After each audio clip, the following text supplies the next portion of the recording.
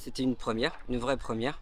Je pense que la population d'Obstacle avait besoin de découvrir ce qu'on est capable de faire et d'organiser.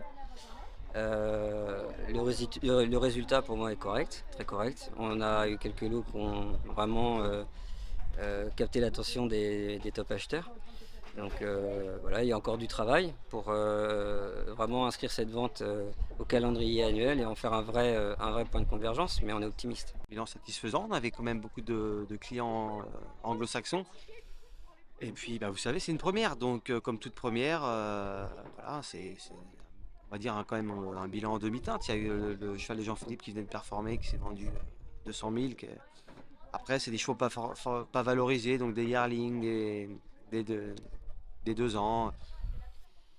Voilà, il faut fidéliser les gens, c'est pas en une fois que ça se passe. Je pense que c'est un bon début, il va falloir persister. Je pense que la date est bien choisie. Mais effectivement, bah, faut faire sa place. Et puis, je pense que c'était important de montrer à cette population nos capacités d'accueil, d'organisation, etc. Pour les top lots, je crois que voilà, on n'a pas de souci. On peut largement démontrer qu'on a les acheteurs pour ces chevaux-là. Qu'après, ça passe par un travail pardon, de sélection, bien évidemment. Mais voilà, il y a des ajustements à faire, bien sûr. C'est impossible, je pense, de démarrer une vacation et d'être forcément 100% dans le vrai au départ. Mais ouais, on est optimiste pour l'avenir. On est quand même bien implanté en obstacle avec les ventes flash qui permettent de vendre des chevaux, des performeurs en temps voulu. Maintenant, ce genre de vente, c'est plutôt pour, on va dire, une autre catégorie de chevaux, plutôt des jeunes chevaux, des chevaux qui sont à même d'être pinoqués pour être vendus après. Donc, c'est pas le même boulot. Il va falloir sûrement resserrer au niveau de la qualité.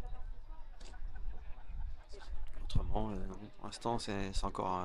Faut qu'on regarde un petit peu les chiffres, voir exactement quelle catégorie de chevaux c'est vraiment bien vendu et puis tirer des conclusions.